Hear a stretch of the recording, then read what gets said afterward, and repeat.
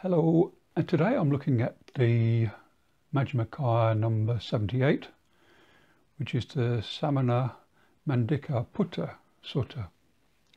Now the location for this is at Savatthi in Jetter's Grove at Anathapindika's Park, and in fact Malika's Park.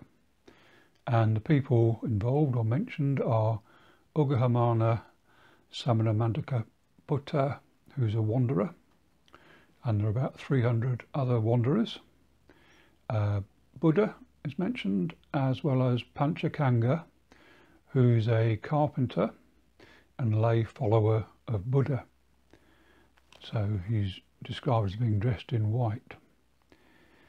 Now the carpenter Panchakanga went out from Savatthi to Malikana's Park, where Ugahamana Samanamandika Sutta was staying along with many wanderers. They were all talking loudly, talking of many kinds of pointless talk about kings and robbers and ministers and armies and so on. So this is as per Sutta 76 and 77. Now Ugahamana sees Panchakanga approaching, and knowing Panchakanga to be a white-clothed lay follower of Buddha, knowing that Buddha and his followers preferred quiet, he tells the assembled wanderers to quieten so that Panchakanga will join them. After amiable greetings, Panchakanga sat down, and Ugahamana said, "When a man has four qualities, I describe him as accomplished in what is wholesome, perfect in what is wholesome, and ascetic, invincible, attained to the supreme attainment." And what are those four qualities? He does no evil bodily actions. He utters no evil speech. He has no evil intentions. He does not make his living by any evil livelihood. After listening to this, Panchakanga neither approved or disapproved, but arose from his seat and went to seek out Buddha to learn the meaning of the statement. After finding Buddha, he repeated the whole conversation, and Buddha said to Panchakanda, "If this were so," what Hamana said, "then a young tender infant lying prone is accomplished in all the four qualities."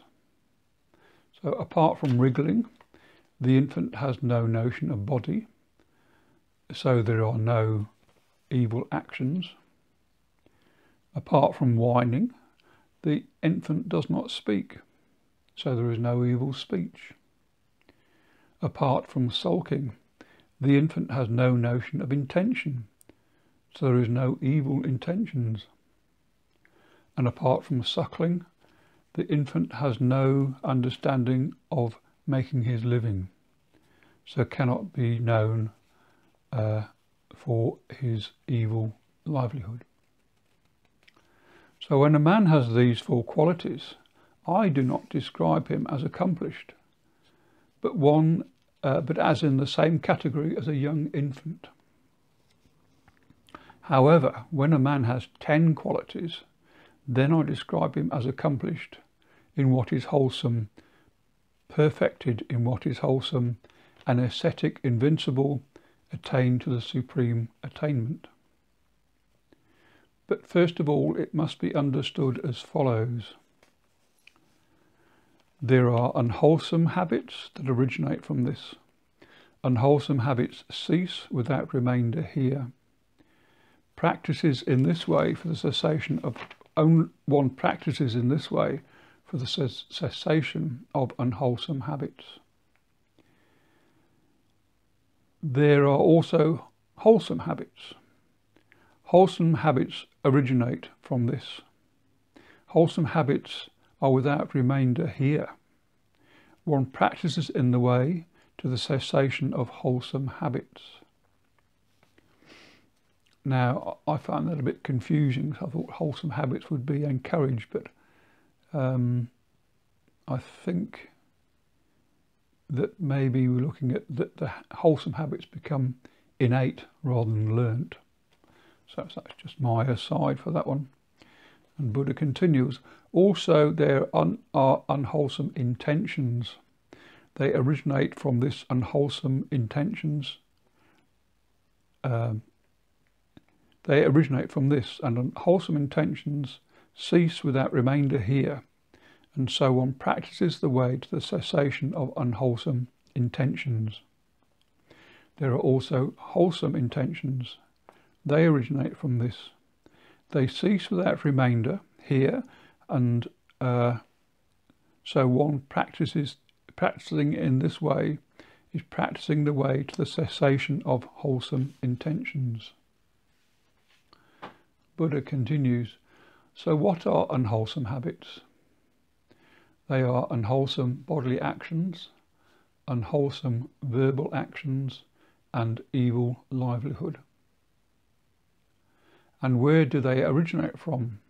They originate from the mind. Though the mind is multiple, varied, and of different aspects, there is a mind affected by lust, hate, and delusion. This is where unwholesome habits originate. And where do unwholesome habits cease without remainder? Their cessation is stated here.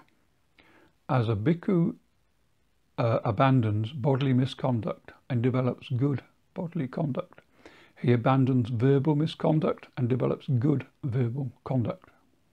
He abandons mental misconduct and develops good mental conduct. He abandons wrong livelihood and gains a living by right livelihood. It is here that unwholesome habits cease without remainder. And how does he practice the way to the cessation of unwholesome habits? He awakens zeal for the non-arising of unarisen evil, unwholesome states. He makes effort, arouses energy, exerts his mind, and strives. He awakens zeal for the abandoning of evil, unwholesome states. He awakens zeal for the abandoning of unarisen, unwholesome states.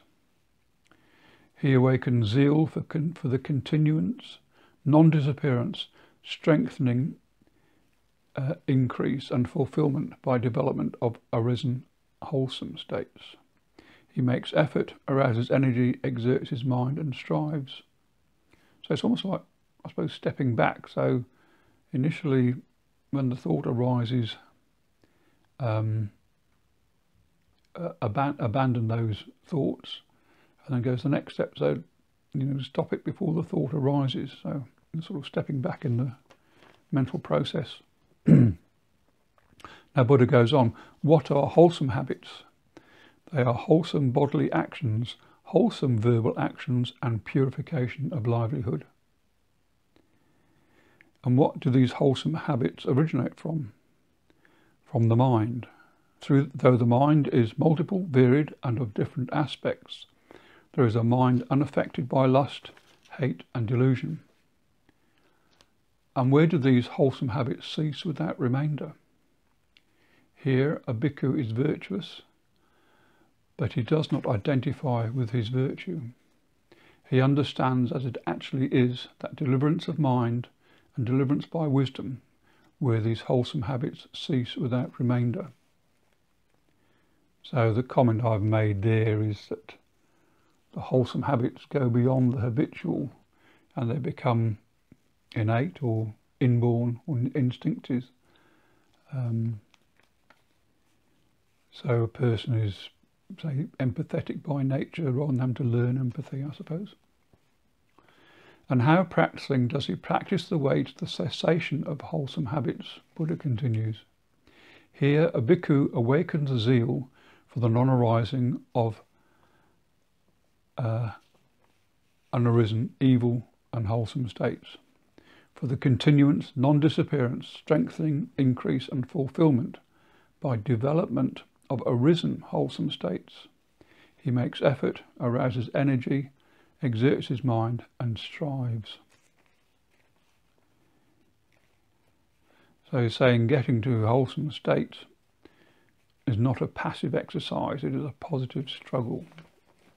That's my interpretation. And what are unwholesome intentions? Buddha says, they are the intentions of sense desire, the intentions of ill will, and the intentions of cruelty. And where do these originate? They originate from perception. What perception? Though perception is multiple and varied and of different aspects, there is perception of sense desires, ill will, and cruelty. Unwholesome intentions originate from this. And where do these unwholesome intentions cease without remainder? Here, quite secluded from sense pleasures, secluded from unwholesome states, a bhikkhu enters upon and abides in the first jhana, that's the meditation state, which is accompanied by applied and sustained thought, with rapture and pleasure born of seclusion. And how practicing does he practice the way to cessation of unwholesome intentions? Here a bhikkhu awakens zeal for the non-arising of unarisen, wholesome, evil, unwholesome states, for the continuance, non-disappearance, strengthening, increase and fulfillment by development of arisen, wholesome states. He makes effort, exerts his mind and strives. And where do they originate from? And what are wholesome intentions? They are the intention of renunciation, the intention of non-ill will, and the intention of cruelty. And where do they originate from? From perception. Wholesome intentions originate from perception. And where do these wholesome intentions cease without remainder? With the stilling of applied and sustained thought, a bhikkhu enters upon and abides in the second jhana or meditative state, which has self-confidence and singleness of mind without applied and sustained thought, with rapture and pleasure born of concentration. And how practicing does he practice the way to the cessation of wholesome intentions? Here a bhikkhu awakens zeal for the non-arising of unarisen evil, unwholesome states. So this is almost like a previous sutta about not only just cutting off evil at the root, but uprooting it entirely so it no longer arises. So it carries on, for the continuance, non-disappearance, strengthening, increase and fulfillment by development of arisen and wholesome states. He makes effort, arouses energy, exerts his mind and strives. So when a man possesses what 10 qualities, do I describe him as accomplished in what is wholesome, perfect in what is wholesome, an ascetic attained to the supreme attainment? When a bhikkhu is beyond training, possesses and practices the eightfold path, that is, right view, right intention, right speech, right action, right livelihood, right effort, right mindfulness, right concentration, he also has right knowledge and right deliverance. When a monk has these, or when a man has the 10 qualities, I describe him as accomplished in what is wholesome, perfected in what is wholesome, an ascetic, invincible, attained to the supreme attainment. This is what the Blessed One said, and the carpenter Panchakanga was satisfied and delighted in the Blessed One's words. And that's the end of Sutta Majjhima Nikaya number 78. Thanks for watching.